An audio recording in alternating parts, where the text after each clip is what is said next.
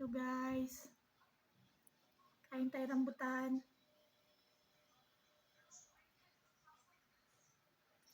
Bagong pitas guys. Ang matamis to guys. Ayun. Ganda ng laman niya. May napanood ako guys, yung buto daw nito parang peanut lang, mas masarap pa. Try ko nga guys, ipunin ko din. Tamis.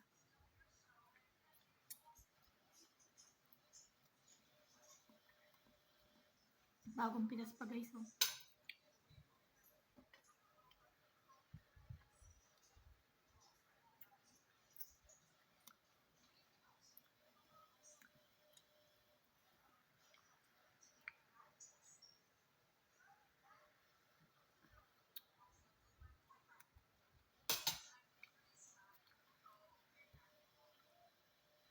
Sarap, ang tamis.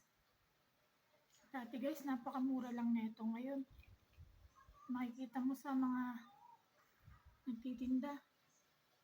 40 na ang kalahati, 1/2 kilo. Samantalang dati, 20 lang kilo nito eh. Mahal na talaga ng mga bilihin ngayon.